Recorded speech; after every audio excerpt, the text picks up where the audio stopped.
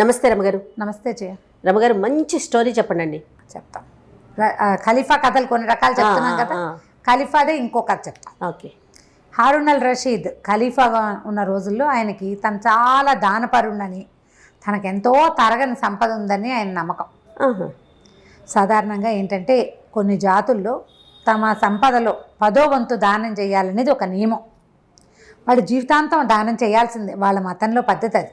కానీ అలా చేసేవాళ్ళు అంటారు రమగారు, పూర్వకాలంలో చేస్తారు. ఇప్పటికీ కూడా ఈ రంజాన్ రోజుల్లో ప్రతిరోజు దానం చేస్తారు. ఖచ్చితంగా సంవత్సరానికి 10 లక్షల సంపాదన ఉంటే 1 లక్ష రూపాయలు దానం చేయటం అనే నియమం ఉంటుంది. మనం ఒక్కొక్కళ్ళు ఒక్కొక్క రకంగా అనుసరిస్తారు కదా. దాన నియమం, దాన ప్రక్రియ తప్పదు. ఖచ్చితంగా 10% దానం చేసేవాళ్ళు అప్పుడు ఉన్నారు, ఇప్పుడు ఉన్నారు. ఈ కలికాలంలో కూడా జరుగుతోంది అంటారా? ఏ కాలమైనా చేస్తారు జయ. లేకపోతే ఆకాశం అలా పైన ఉండదు, భూమి ఇలా కింద ఉండదు. అలాంటి వాళ్ళు ఉంటారు. అవును, ఆకాశానికి పందిరి గుంజలు వాళ్ళు ఉండటం వల్లే మనమంతా అలా దానం చేసేవాళ్ళు, ధర్మం చేసేవాళ్ళు, న్యాయంగానే ప్రవర్తించేవాళ్ళు, అస్సలు అబద్ధం ఆడని వాళ్ళు ఇప్పటికీ ఉన్నారు. కాబట్టి ఇంకా కలియుగాంతం ఇంకా దగ్గరలోకి రాలా మనకి. అదంతా పడిపోయాక అప్పుడు యుగాంతం అవుతుంది. కొద్దిమంది ఉంటారు. శాంతం లేదు అనుకోటానికి లేదు, ఉండదు. దానం చేసేవాడు బాగా, తనంత దానపరుడు తనే అనిపించేది ఆయనకి. అక్కడి నుంచి దానం చేస్తుంటే వాళ్ళకి సంపద వస్తుండేది. ఖలీఫా రాజు కదా, డబ్బులు వస్తుంటే ఏమనుకునేవాడు, మాలాంటి సంపద ఎవరికైనా ఉందా? ఖలీఫాల గుప్తధనం అని ఒక నావెల్ కూడా ఉంది. అది ఇంకా చెప్పలేదు, అది కొంచెం మర్చిపోతానేమో అనే అనుమానంతో పేర్లు తమాషాగా ఉన్నాయి, చెప్పట్లా. ఆ గుప్తధనం కూడా తన దగ్గరికే వచ్చేసింది కాబట్టి అబ్బో మా దగ్గర ఎంతో ఉందనుకునేవాడు. దానం చేసేవాడికి నేను బాగా చేస్తాను అనే ఫీలింగ్ ఉండకూడదు, అది తప్పు. ఓకే.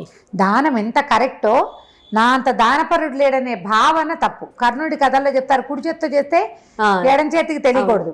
ఎడం చేతి వైపు ఉన్నప్పుడు ఎవరైనా అడిగితే కుడి చెయ్యి మారే లోపల బుద్ధి మారిపోతుందని ఎడం చేత్తోనే దానం చేసేవాట. అలాంటి కథలు కూడా ఉన్నాయి.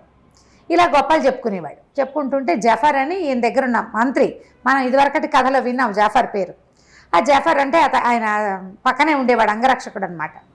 అయితే ఈ జఫర్ని ఏదో మాటల మధ్యలో, జఫర్ నువ్వు చెప్పు, నాలాంటి దానపరుడు ఇంతకుముందు ఎక్కడైనా కథల్లో విన్నావా నువ్వు? ఇక ముందు ఉండబోతారంటే, ఏలిన వారు క్షమించాలి, మీరు ఇలా చెప్పకూడదు, అల్లా ఇచ్చింది అల్లాకే ఇస్తున్నాను అనుకోవాలి. ఒకటి, మన సంపదను ఒక సంపద కాదు, మా దానం ఒక దానం కాదు. మీకంటే సంపద ఉన్నవాడు, మీకంటే దానం ఇచ్చేవాడు ఉన్నాడు, ఇంకా ఉన్నారు అనేసరికి కొళ్ళు మండిపోయింది. ఎంత నమ్మక ద్రోహివి నువ్వు నా దగ్గర తింటూ, నాతో ఉంటూ, నా పాలనలో ఉండి నేనిచ్చే దానాలన్నిటిని అనుభవిస్తూ ఇంత మాట అంటావా అన్నాడు. మాట అంటానికి ఏముంది ప్రభు, మీరు నిజం అడిగారో చెప్పారు. బస్రా నగరంలో ఒక కుర్రాడు ఉన్నాడు, వాడి పేరు అబూ అల్ కాసిం. వాడి పేరు కాసిం అని పిలుస్తారు, అబూ అని కూడా అంటారు.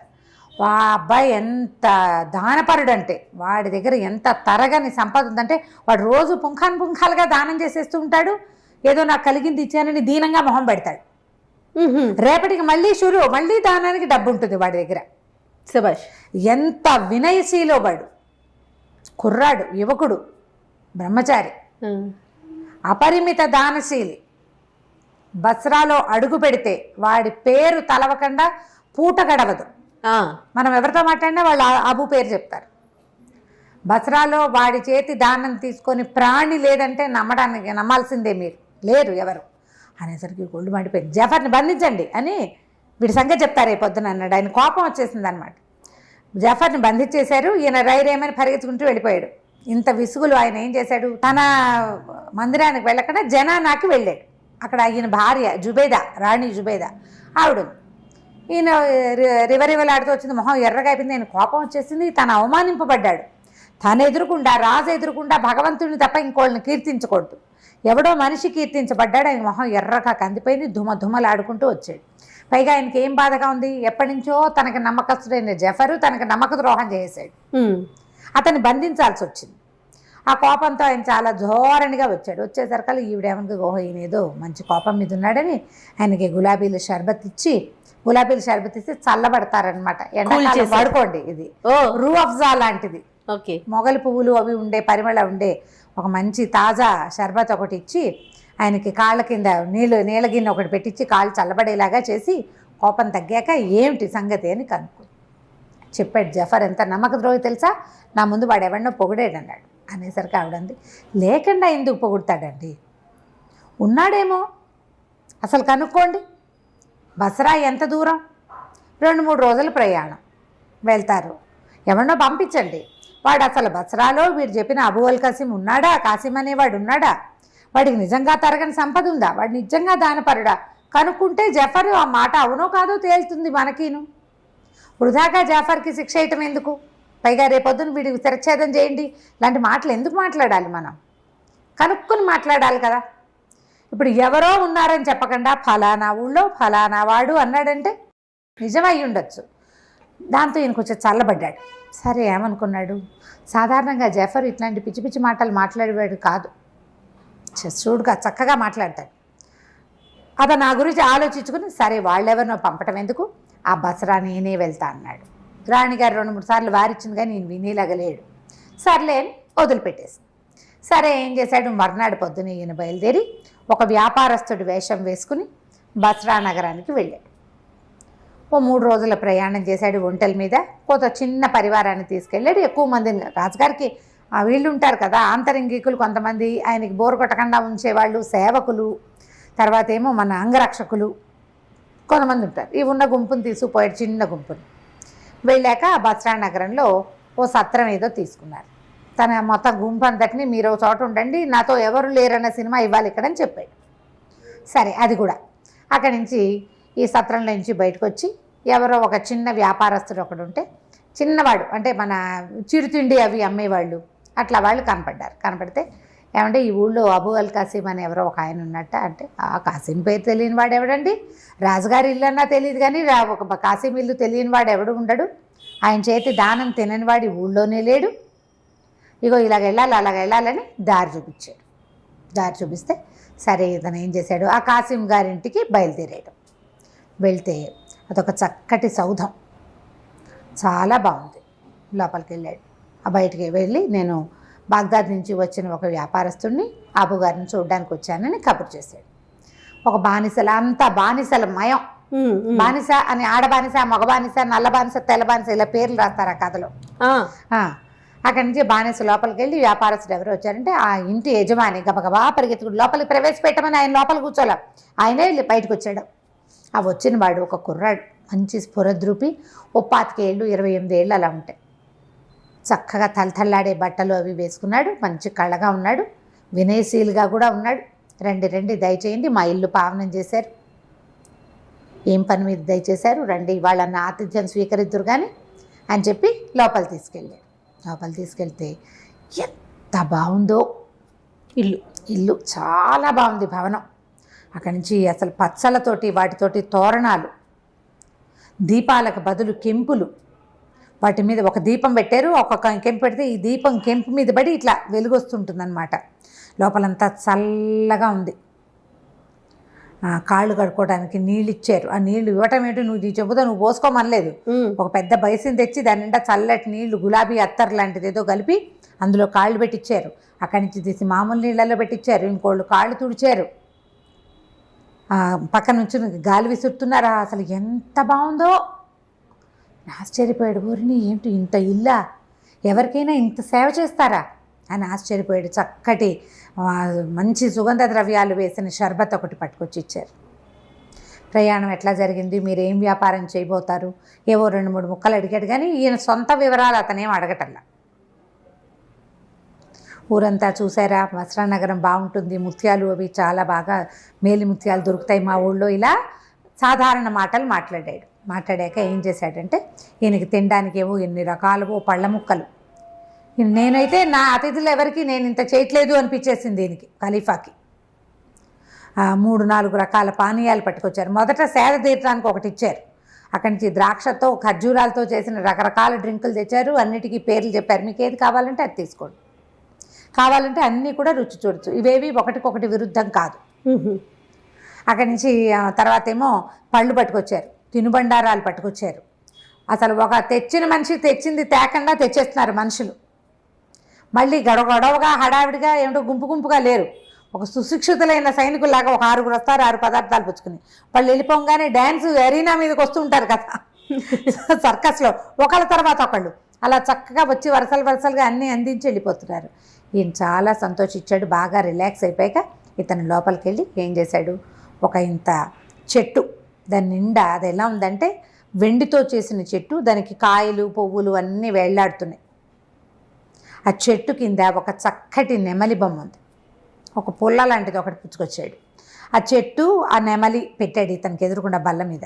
తన చేతిలో పుల్ల పెట్టుకుని ఆ పుల్లతో ఆ నెమలిని అట్లా కొట్టేసరికల్లా ఆ నెమలి గిర్రమని అలా తిరగటం మొదలుపెట్టింది. ఆ చెట్టు చుట్టూ తిరుగుతుంది. అది తిరుగుతుంటే అది పింఛం వీడుస్తుంటే దాని లోపల నుంచి రకరకాల సుగంధాలు, ఎన్ని రకాలు, ఎంత బాగుందో.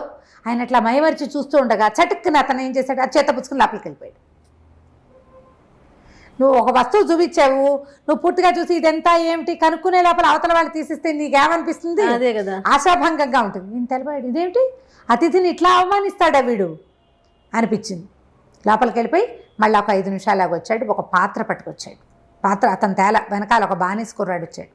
వాడి చేతిలో ఇట్లా పాత్రలే ఉంది. అది ఎలా అంటే పాన పాత్ర, మామూలు డ్రింక్స్ తాగుతారు కదా ఆ పాత్ర, కెంపు పాత్ర. అది ఒక పెద్ద కెంపుని మలిచారు ఇట్లా. ఆ కెంపులో ద్రాక్షాసవం పోసి చేతికిచ్చాడు. అసలు ఆ పాత్రే ఎంత బాగుందో, భలే అందంగా ఉంది. ఆ పాత్ర తీసుకున్నాడు. తాగి వెనక్కిచ్చేసరికి మళ్ళీ నిండిపోయినట్టు కనపడుతోంది. అది 3 సార్లు తాగాడు. 3వసారి కూడా అది నిండిపోయింది. వాడు పోయిటల్లా అదే చేతికిచ్చి తీసుకునే లోపల వచ్చేస్తోంది. ఈయన ఆ పాత్రను పరిశీలించే లోపల టక్కిన ఆ పాత్ర తీసేసుకున్నాడు. అతను లోపల పట్టుకెళ్ళిపోయాడు. ఈయన మళ్ళీ ఇదేంటి నన్ను అసలు చూడనీడే వీడు పూర్తిగా కొళ్ళు మండిపోయింది. 3వసారి ఈయన చప్పట్లు కొడుతూ లోపలికి వచ్చాడు. అతను వెనకాల ఒక అమ్మాయి వచ్చింది. ఎంత బాగుందో చెప్పరానంత సౌందర్యవతి, ఒళ్ళంతా వజ్రాలే, ఆభరణాలు, వస్త్రాలు లేవు, వజ్రాల ఆభరణాలే వస్త్రాలుగా ఉన్నాయి. అక్కడి నుంచి ఒక చిన్న సితార్ లాంటిది ఒకటి పట్టుకొచ్చింది, మ్యాండలీను బట్లాగా. అది టింగ్ టింగ్ కూర్చుని చక్కగా మహాసౌందర్యవతి అయిన ఒక అమ్మాయి, దాని శరీరం సగం బయటికే కనపడుతోంది. మ్యూజిక్ వాయించడం మొదలుపెట్టింది. అది పాట పాడుతుంటే ఈయన మైమరిచిపోయాడు. ఆ వాయిద్యం ఎంత బాగుందో, పాట ఎంత బాగుందో.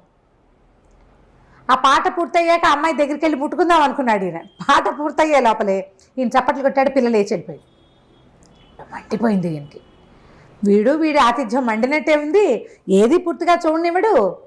ఇన్ని తాగేచ్చారు, ఇన్ని తిన్నిచ్చారు, బాగా నచ్చిన వస్తువుని ముట్టుకొని కదా. ముట్టుకొని వెళ్ళి సరే నేను వెళ్ళొస్తానని బయలుదేరాడు. ఆ పెద్ద జఫర్కి చెప్తా, వీడి ఆతిథ్యం ఏడిసినట్టుంది, ఏవో ఇచ్చానంటున్నాడు, ఏమిచ్చాడో వీడు నాకు తెలీదు అని దుమ్ములాడుకుంటూ ఒళ్ళు మండిపోయింది లోపల. పైకి మాత్రం అనలా. ఏం చెప్పాడంటే, నేను వెళ్ళొస్తాను, మీ ఆతిథ్యం చాలా పరమాద్భుతంగా ఉంది, నేను ఇలాంటి చోటకి వచ్చినందుకు చాలా సంతోషిస్తున్నాను, ఇలాంటి అభినందన వాక్యాలు ఓ 3-4 చెప్పి సత్రానికి బయలుదేరాడు. లోపలంతా రుంజుకుంటూనే ఉన్నాడు. వీడి ఆతిథ్యం బాగానే ఉంది, కానీ అది ఫుల్ఫిల్డ్గా లేదే, పూర్తి చేయలే. మొదట ఒక నెమలి చూసాం, ఆ నెమలి ఎంత బాగుంది, దాన్ని ముట్టుకునే లోపలే తీసేసుకున్నాడు. ఆ కెంపు పాత్రని పరిశీలించే లోపలే తీసేసుకున్నాడు. ఆ పిల్లకి దగ్గరికి వెళ్ళి దాన్ని ముట్టుకునే దాని సౌందర్యాన్ని చవి చూసే లోపలే వెళ్ళిపోయింది అది లోపలికి. ఈ సత్రం దగ్గరికి వెళ్ళేసరికల్లా ఒక డజన్ మంది బానిసలు నిలబడి ఉన్నారు అక్కడ, అమ్మాయిలు. అక్కడి నుంచి ఓ 10 మంది సైనికుల్లాగా ఉన్న బానిసలు నిలబడి ఉన్నారు. వాళ్ళ చేతుల్లో 2 బాక్సులు, అక్కడి నుంచి మేలు ముసుగు వేసుకున్న ఒక మనిషి కనపడ్డారు. దగ్గరికి వెళ్ళేసరికల్లా బానిసలందరూ నమస్కారం చేశారు. అయ్యా, మీరు అబూ అల్ కాసిం గారింట్లో ఆతిథ్యం తీసుకున్న ఫలానా వర్తకుడు గారే కదా, మీ వివరాలన్నీ తీసుకున్నాం, మీకు అక్కడ మీరు మేలు పడిన 3 వస్తువుల్ని మీకు అప్పచెప్పమని చెప్పారు అని చెప్పి మొదటిది బాక్స్ ఓపెన్ చేశాడు. అది ఇంత వెండి చెట్టు, నెమలి బొమ్మ. 2వ బాక్సులో కెంపు పానపాత్ర. 3వది మేలు ముసుగు వేసుకున్న అమ్మాయిని ఓపెన్ చేసి చూస్తే ఆ మ్యాండలిన్ వాయిస్తూ నుంచి పాడింది కదా సంగీతం, ఆ పిల్ల అక్కడ నుంచి ఉన్నారు. ఈ 3 వస్తువుల్ని మీకు అప్పచెప్పమన్నారు మా కాసిం గారని. తను నిర్కాంతపోయాడు.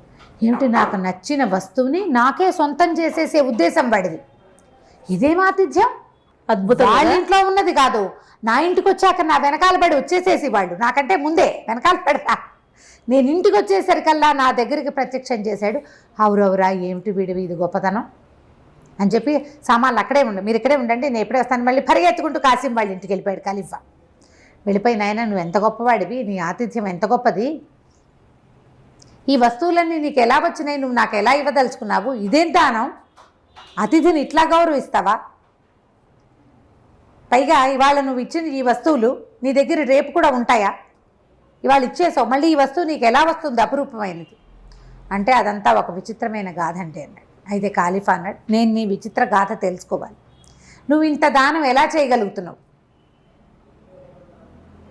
నాకు నచ్చిన నీ అతిథికి నచ్చిన వస్తువుని అతనికే ఇవ్వాలనుకునే బుద్ధి ఎక్కడి నుంచి వచ్చింది నీకు, అని వస్తువులు ఎక్కడి నుంచి వచ్చాయి, ఇవాళ నేను వచ్చా రేపు ఇంకోటి వస్తాడు, వాడికి కూడా ఏవో చూపిస్తావు నువ్వు, వాడికి అవి నచ్చేస్తాయి న్యాచురల్లీ, మన దగ్గర లేని కొత్త వస్తువు ఎవరికైనా నచ్చుతుంది, ఉపయోగపడుతుంది అనిపిస్తే, వాళ్ళకి అవి ఇచ్చేస్తావా, ఇచ్చేయడానికి అంత నీ దగ్గర ఎక్కడిది అంటే, ఇక్కడ ఎవరు అడగలేదండి, ఈ ఊళ్ళో వచ్చిన వాళ్ళు వస్తారు, ఆతిథ్యం ఇస్తాను, రోజు ఒక అతిథిని చూడాలి, నా లెక్క అది, మా అతిథికి ఏది నచ్చితే అది, వాళ్ళని సంతృప్తిపరచడం, వాళ్ళ మొహాల్లో ఆనందాన్ని చూడడమే నా విధి, నేను ఇలా ఎన్ని చేసినా నాకు తరగదండి, నా దగ్గర ఉంటూనే ఉంటుందంటే ఆ రహస్యం ఏమిటి నేను తెలుసుకోవాలనుకుంటున్నాను అన్నాడు. సరే నేను చెప్తానండి అని చెప్పాడు. తరగని సంపద అంటే అబూ అల్ కాసిమ్కి అంత డబ్బు ఎక్కడి నుంచి వచ్చిందో తెలుసుకోవాలనుకుంటున్నాడు. అయితే ఇప్పుడు కాసిం చెప్పాడనమాట, మాది బస్రా నగరం కాదు, బాగ్దాదు చుట్టుపక్కల ఒక చిన్న ఊరు, మా తండ్రి రకరకాల వ్యాపారాలు చేసి తర్వాత బస్రా నగరంలో స్థిరపడ్డాడు, ఎంత సంపాదించాడో మా తాత కూడా, తాత తండ్రి ఇద్దరు కలిసి అసలు బస్రా నగరంలో సుల్తాన్లతోటి సమానంగా ఇక్కడ ఈ నగరంలో మేము వెలుగొందుతూ ఉండేవాళ్ళం. అయితే మా నాన్న ఈయన ఈజిప్టులో అక్కడ పనిచేసాడు, వ్యాపారం అక్కడ ఉండేది, అక్కడ సుల్తాన్ల భయంతో బస్రా నగరంలోనే స్థిర నివాసం ఏర్పరిచి కుటుంబాన్ని ఇక్కడే ఉంచాడు.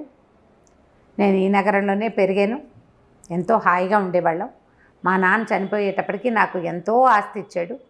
నేను ఈ అతిథులకి పెట్టడము, ఆటలు ఆడేయటము, ధారపోసేయటము, వాటితోటి మొత్తం సంపదంతా అవగొట్టేశాను. సంపదే లేదు నాకు, ఏమీ లేవు నా దగ్గర, ఏదో ఇల్లు బాకిలి ఉండేది, రోజువారీ తినడానికి తాగడానికి ఇంతమంది బానిసలు పనివాళ్ళు వీళ్ళందరికీ జీతాలు భత్యాలు ఇవ్వద్దు. క్రమంగా నా సంపదంతా అడుగంటిపోయింది. నేను చాలా దీన స్థితిలో ఉండేవాడిని, చాలా దీనంగా ఉన్నాను, ఏం చేయాలో తెలియని ఒక దుస్థితిలో ఉండేవాడిని. ఒకనాడు రాజభవనం పక్క నుంచి నేను వెళ్తూ ఉంటే ఆ తెరల మాటున ఒక అమ్మాయి అందమైన మొహం కనపడింది నాకు, చాలా అందంగా. అప్పటికి ఇంత పెద్దవాడిని కాదు, 18 ఏళ్ళు అలా ఉంటాయి నాకు, 19, 20 ఏళ్ళు కూడా లేవు. అయితే ఆ మొహం మళ్ళీ కనపడుతుందేమోనని నేను మళ్ళీ ఆ వైపు తిరిగాను. తీరా నాకు ఆ ముఖం కనపడింది. ఈ బస్రా సుల్తాన్కి ఎంతోమంది భార్యలు ఉన్నారు, ఆ భార్యల్లో ఒకతని నేను చూశాను. ఓహో. అయితే ఇంకా నాకు సంపద లేకపోయినా ఏదో తినడానికి ఉంది, నేను అక్కడక్కడే తిరుగుతూ ఆమెను ఆకర్షించడానికి ప్రయత్నం చేశాను, నా చిన్నతనంతో అనండి ఏదైనా కానీ. అయితే ఆమె ఏం చేసింది, కింద తోటలో తిరగడానికి వచ్చింది. నేను వెళ్ళి ఆమెను పలకరించాను, ఎవరికైనా తెలిస్తే కొంప మునిగిపోతుంది, నాకు నువ్వు నచ్చావు, కానీ బస్రా ఈ సుల్తాన్ భార్యలంటే సుల్తాన్ తోటి సంబంధ బాంధవ్యాలు ఉండవు, పాడుండవు, ఎవరికి వాళ్ళకి ఏవో ఒక మందిరం ఏర్పరుస్తారు, ఆ మందిరాల్లో పడుంటారు. వస్తే సుల్తాన్ ఒకసారి వస్తాడు ఎప్పుడో, సుల్తాన్ భార్య అని ముద్ర ఉంటుంది, ఇతరులు ఎవ్వరూ దాని వైపు చూడకూడదు, ఇంకా జనానాలోకి ప్రవేశపెట్టబడతారు. వాళ్ళు లోకల్ స్నేహాలు ఏమైనా చేసేస్తూ ఉంటారు, బయటపడితే ప్రాణాపాయం, పట్టుపడకుండా ఉంటే ఏదో వేషం వేస్తూ ఉంటారు.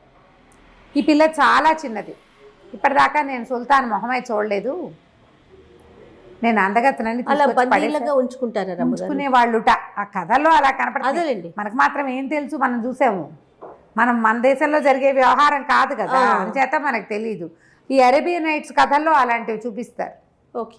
సంవత్సరానికి ఒకసారి కూడా సుల్తాన్తో గడిపే టర్న్ రాని వాళ్ళు కూడా ఉంటారు, అలా కూడా ఉంటుంది, ఆ కథల్లో చూపిస్తారు, మనకు తెలియదు. ఆ కథల్లో విని ఓహో కామోసుకో అనుకోవాలి మరి, అంతే. అయితే ఏమైంది, సరే ఏమందంటే నువ్వు రా మన ఇద్దరం స్పెండ్ చేద్దామని పిలిస్తే ఆనాటి రాత్రి ఆమె ఎలా దారి గుర్తు రాసిచ్చింది ఎట్లా రావాలో. ఆనాటి రాత్రి మేము పైకి వెళ్ళాం, మా కర్మగాలి ఆ రోజే సుల్తాన్ వచ్చే రోజు అయింది, ఆమె జీవితంలో మొదటి రోజు అదే. అబ్బా.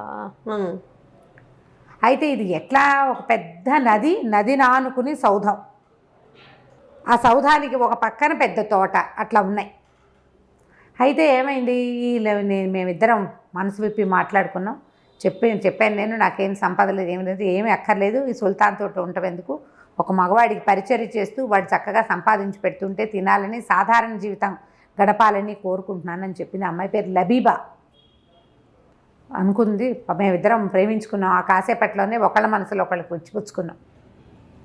ఇంతలో పెద్ద సందడి వచ్చింది. బానిసలు బోర్డంత మంది వచ్చారు. రాజు వచ్చే ముందు అట్లా వచ్చి అన్ని తలుపులు తీస్తారు. ప్రతి గది తలుపు తీయబడుతుంది.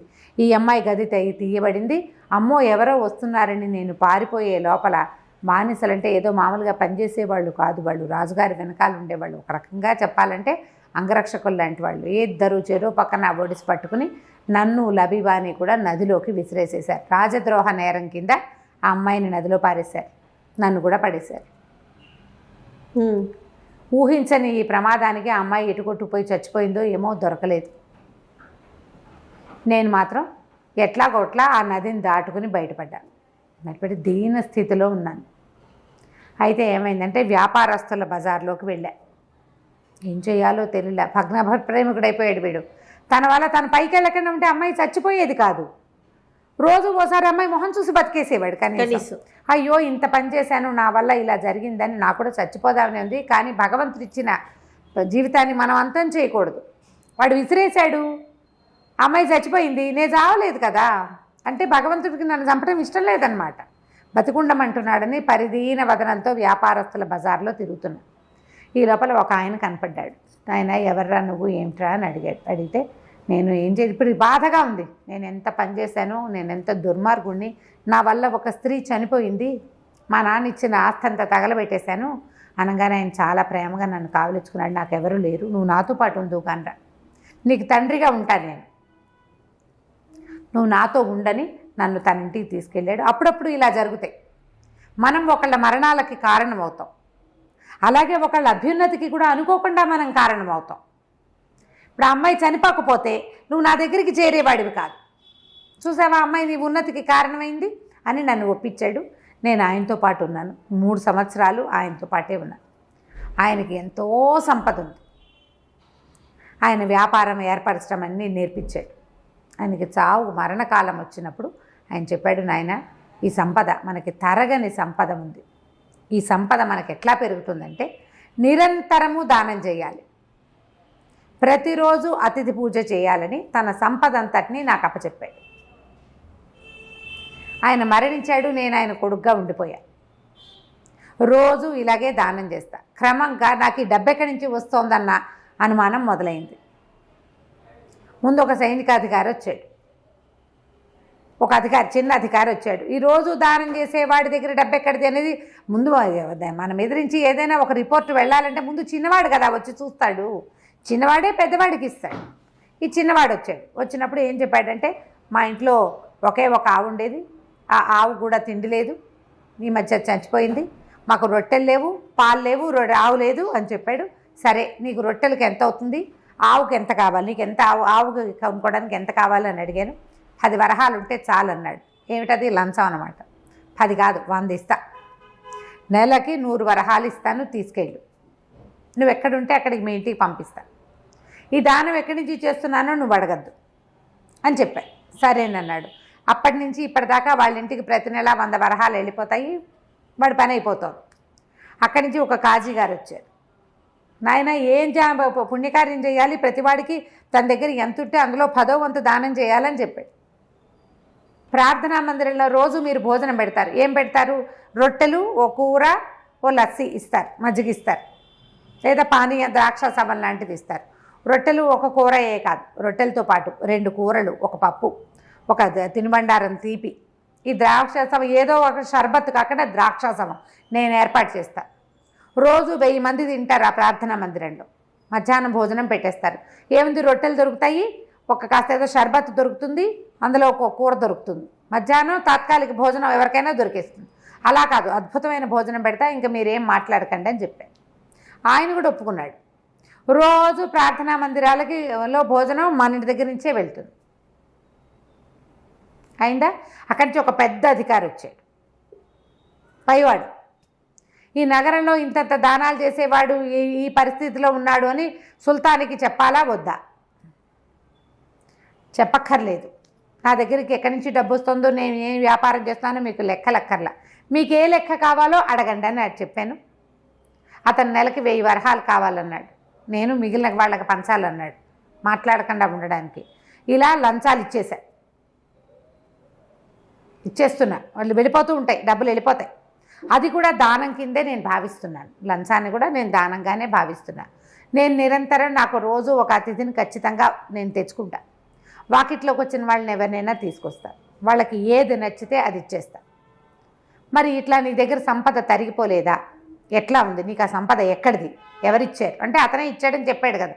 ఎక్కడుంది ఆ సంపద అంతా? ఎక్కడ దాచావంటే ఏమన్నాడు?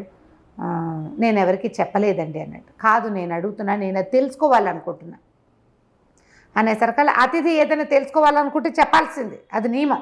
ఓహో, అది నియమం, మేము పెట్టుకున్న నియమం. మా తండ్రి నాకు చెప్పాడు అట్లా. నీ అతిథి ఏది అడిగితే అది ఇచ్చేయాలి, నువ్వు ఏదైనా ప్రశ్న ఇస్తే సమాధానం చెప్పాలి. అందుకే ఈ కథ అంతా చెప్పా. సరే రండి, నేను మీకు చూపిస్తా. కాకపోతే ఏంటంటే మీ కళ్ళకు గంతలు కడతాను. నా దగ్గర ఎంత సంపద ఉందో చూద్దురు కానీ మీరు. కళ్ళకు గంతలు కడతా, నా చేతిలో కత్తి ఉంటుంది. మీరు ఏదైనా ఇతరత్ర నా సంపదని ఏదైనా ఇబ్బంది పెడితే కనుక మిమ్మల్ని ఖండించేందుకు నాకు అధికారం ఇవ్వాలి మీరు అన్నాడు. ఖలీఫా ఒప్పుకున్నాడు. అదంతా కంటితో చూడాలని ఉంది ఆయనకి, వీడి దగ్గర ఎంత ఉంది అని. సరే, ఈ యువకుడు ఏం చేశాడు? కాసిము ఖలీఫా కంటికి గంతలు కట్టేశాడు. అక్కడి నుంచి ఒక సొరంగంలోకి తీసుకెళ్ళాడు. ముందు అక్కడి నుంచి ఎన్ని మలుపులు నడిచారో, ఎంత లోపలికి లోపలికి లోపలికి లోపలికి తిరిగాక కట్లోడు తీశాడు. చూస్తే అది మహాపెద్ద సౌధం.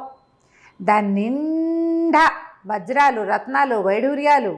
ఇతను చూశాడే చెట్టు, ఈ నెమలి గుండ్రంగా తిరుగుతూ సుగంధాలు వేసలేదు, 100 ఉన్నాయి అవి అక్కడ. ఆ కెంపు పచ్చల పానపాత్రలు లక్షల్లో కనపడుతున్నాయి, డబ్బాల నిండా అవే. తీసిన కొద్దీ రీప్లేస్ అయిపోతాయి. ఓహో, తీసిన కొద్దీ వస్తాయి. అపురూపమైన వస్తువులు ఒక గదుల నిండా ఉన్నాయి.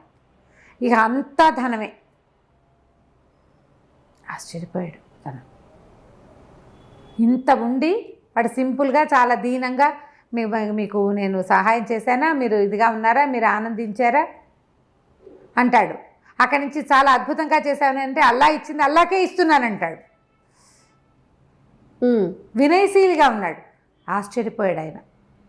మొత్తం అంతా తిరిగి చూసి, నీ దగ్గర ఉన్న సంపద భూప్రపంచంలో ఎవరి దగ్గర లేదు, ఖలీఫా దగ్గర ఉండే అవకాశం లేదు. ఖలీఫాకి తెలుసు తన దగ్గర ఏముందో. కళ్ళగంతలు కట్టే పైకి వెళ్ళిపోతా ఉన్నాడు. వెళ్ళిపోయాడు. వెళ్ళి సత్రానికి వెళ్ళిపోయాడు. తనకిచ్చిన 3 యాక్సెప్ట్ చేశాడు. అవి తన బాగ్దాద్ నగరానికి తీసుకెళ్ళాడు. భార్యకి చూపించాడు. ఆ అందంగా పాటలు పాడే అమ్మాయిని కూడా వాళ్ళ ఆస్థానంలో ఉంచుకున్నారు, జనానాలో ఉంచుకున్నారు. అమ్మాయి పాటలు పాడుతుండేది, ఆ పాటలు పాడే పిల్ల. అక్కడి నుంచి చెప్పాడు రాణికి, వాడి దగ్గర ఉన్న సంపద చిన్నది కాదమ్మా, మనం 10 సార్లు హెచ్చవేసినా వాడి దగ్గర ఉన్న గదుల్లో ఓ గదికి కూడా రాం మనం. అబ్బా, అంతుంది వాడి దగ్గర. కానీ వాడు చాలా వినయశీలి. మీరు సంతోషించారని దిగులుగా అడుగుతాడు. మీకు ఆనందం కలిగించానా, నేను మీకు సరిపడా సేవ చేశానా అంటాడు. అలాంటి వాడికి ఏదైనా చేయాలనుకున్నాడు.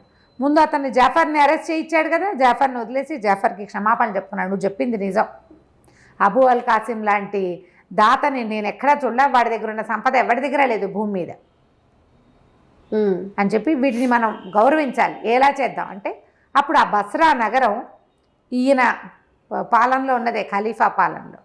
అక్కడ ఏదో ఒక సుల్తాన్ ఉన్నాడు, నగర పాలకుడుగా చేద్దాం వీడిని అని భావించి, సరే అక్కడ పాలకుడు అని కాగితం రాసి పంపించద్దు, వాడిని మన ఇంటికి పిలుద్దాం, ఖలీఫా దగ్గరికి పిలుద్దాం, మన రాజ్యాన్ని పిలిచి బాగ్దాద్ నగరాన్ని పిలిచి చేద్దాం అనుకున్నాడు. సరే అంటే అభిషేకం చేయాలి, రాజ్యాభిషేకం లాంటిది. అతనికి ఆ పదవి ఇవ్వాలన్నమాట. కట్టబెట్టడానికి వచ్చిన క్రియ ఉంటుంది కదా. సరే ఉత్తరం రాశారు. ఖలీఫా నుంచి పిలిపి వచ్చింది. అబూ అల్ కాసిం ఏం చేశాడు, తన జనాలతోటి పాటు వచ్చాడు. వస్తే రాజుగారు చాలా సంతోషించి, అప్పుడు అతను గుర్తుపట్టాడు తన దగ్గరికి వచ్చిన వ్యాపారస్తులే ఖలీఫా అని. ఇద్దరు కావలించుకున్నారు. ఈయన తనే స్వయంగా స్నానశాలకు తీసుకెళ్ళి దగ్గరుండి స్నానం చేయించి మంచి పట్టు పుట్టాలు కట్టబెట్టించి అక్కడి నుంచి ఓ చోట కూర్చోబెట్టి చప్పట్లు కొట్టాడు. ఎవరక్కడ, మంచి ద్రాక్ష సవం తీసుకురండి అంటే ద్రాక్ష సవం తీసుకొచ్చింది. ఒక బానిస, అందంగా ఉంది అమ్మాయి, అమ్మాయిని చూడగానే కెవ్వుమని కేకబెట్టి పడిపోయాడు వీడు. పడిపోయేసరికి రాజు ఆశ్చర్యపోయాడు. ఖలీఫా ఏమిటి, ఎందుకు పడిపోయాడని అతని మొహం మీద పన్నీర్ జరి లేపితే లబీబా అని ఏడ్చాడు. ఆ బానిసే లబీబా. ఓహో, ఇది ఒక విచిత్రం అనమాట. నదిలో పడిపోయిన ఆ లబీబా ఒక బెస్తవాడికి దొరికింది. అతను బతికిచ్చి ఈ అమ్మాయిని రాజస్థానానికి బానిసగా అమ్మేశాడు. అప్పట్లో పద్ధతులు అవి. స్త్రీలను బానిసలుగా అమ్మేసేవాళ్ళు, పురుషులను కూడా అమ్మేసేవాళ్ళు. వాళ్ళకి దొరికితే అమ్మేయడమే, కట్టేసి అమ్మేస్తారు అంతే. ఇంకా తప్పించుకోలేకపోతే ఇక అక్కడ పని చేసుకుంటూ అంతే. పారిపోయేవాడు పారిపోతూ ఉంటాడు. అయితే ఆ లబీబాని చూడంగానే రాజుగారు అన్నాడు, సరే ఈ అమ్మాయి చూడు ఎంత అందంగా ఉంది, సుల్తానికి భారీగా ఉండవలసింది చచ్చిపోయి మళ్ళీ ఇక్కడ బతికి ఇక్కడ ఇలా వచ్చిందని వెంటనే ఆ అమ్మాయి బానిస పదవి నుంచి చేసి ఆ అమ్మాయిని ఇచ్చి కాసింకి ఇచ్చి పెళ్లి చేసి అతన్ని బస్రా నగర పాలకుడుగా నియమించి సంతోషంగా మళ్ళీ సాగనంపారు. కథ కంచికి మనం ఇంటికి. నమస్తే రమ్మగారు. నమస్తే చెయ్యి.